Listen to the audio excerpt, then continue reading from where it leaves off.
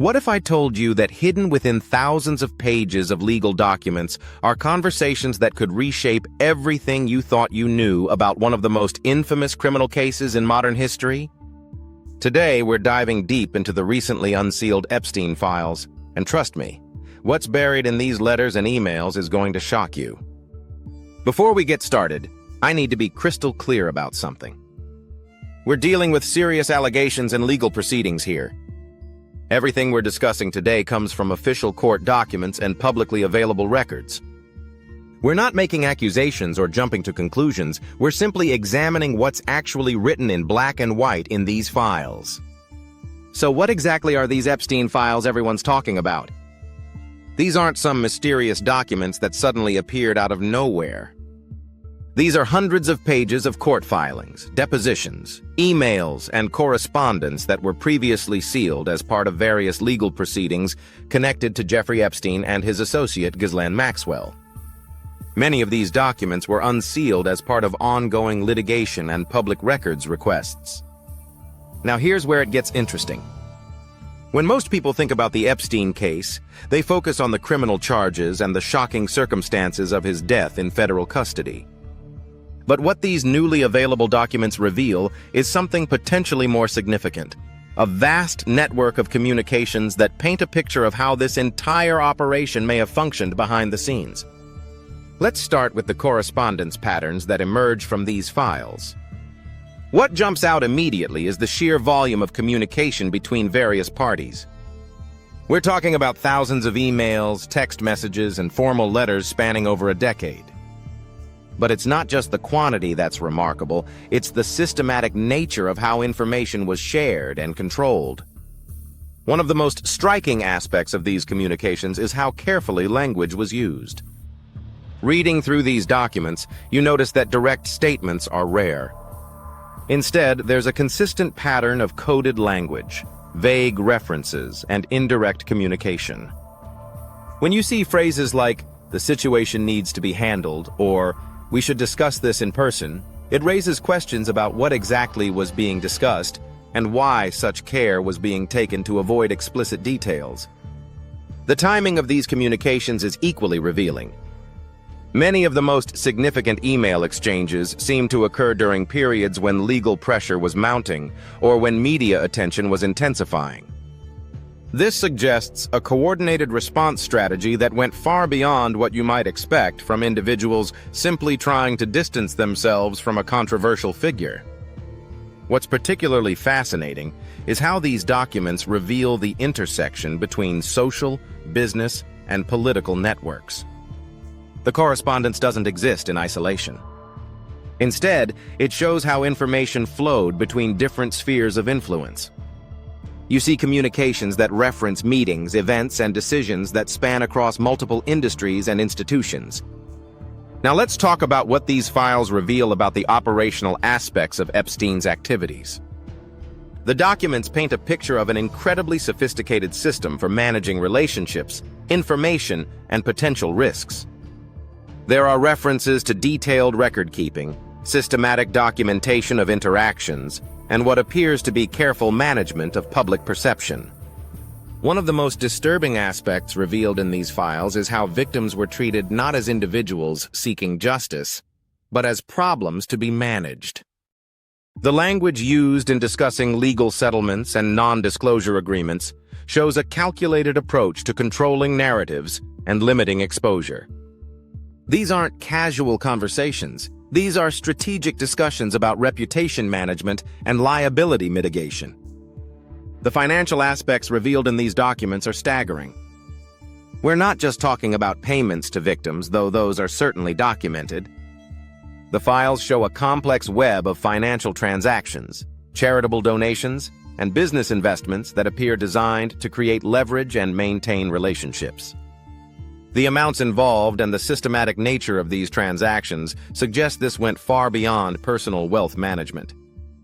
What makes these revelations even more significant is how they demonstrate the involvement of various professional service providers.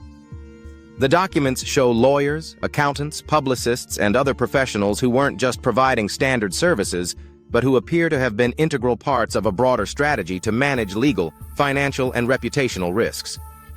The correspondence also reveals fascinating details about how information was controlled and disseminated.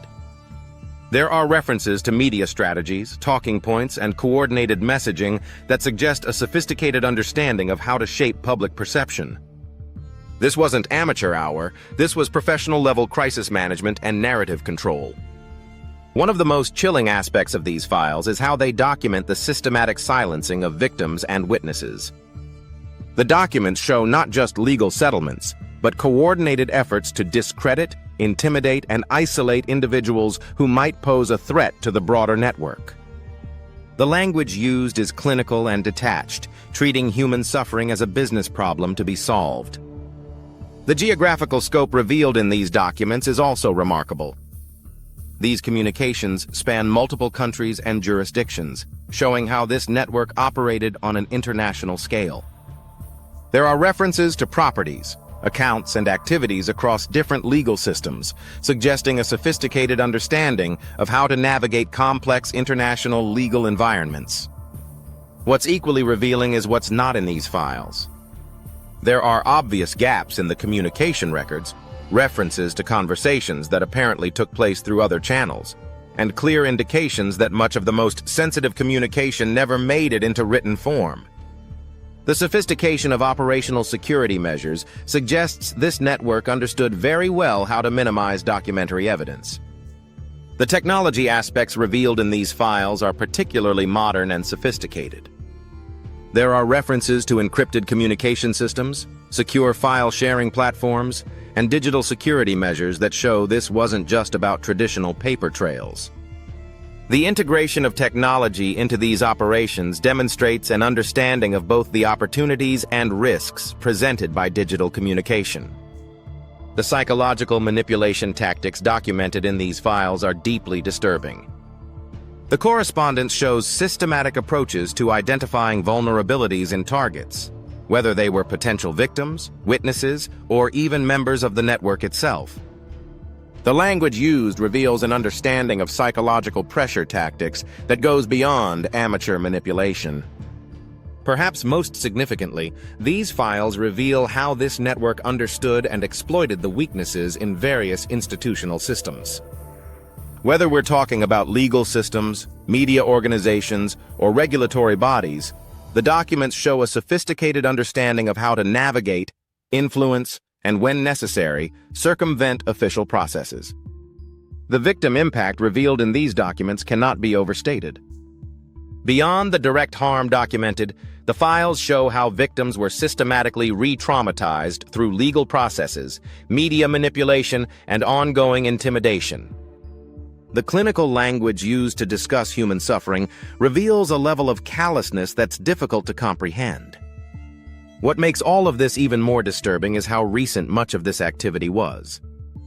We're not talking about ancient history here. Many of these communications and activities were ongoing well into the modern era, suggesting that the systems and networks documented in these files may have remained active far longer than many people realize. The implications of what's revealed in these files extend far beyond any individual case or criminal prosecution.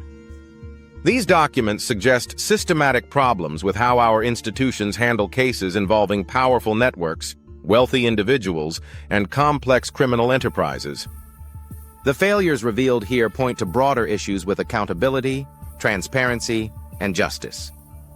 As we process the information contained in these files, it's important to remember that we're dealing with real victims and ongoing legal processes. The purpose of examining these documents isn't sensationalism. It's understanding how such systems operated and how similar situations might be prevented in the future. The Epstein files don't just document one criminal enterprise, they reveal systematic problems with how power, wealth, and influence can be used to evade accountability. The sophistication of the operations documented in these files should serve as a wake-up call about the need for stronger oversight, better victim protection, and more effective mechanisms for investigating complex criminal networks. What do you think about these revelations? How do these documents change your understanding of this case and what it represents? Let me know in the comments below, and if you found this analysis valuable, make sure to subscribe for more in-depth coverage of important stories that shape our world. If you've made it this far, you clearly care about seeing the truth that most people never get to. So before you go, hit subscribe, because in our next video, we'll uncover even more hidden documents, emails, and evidence that mainstream news won't show you. I've also put together a free guide called Top 5 Privacy Tools Every Investigator Needs.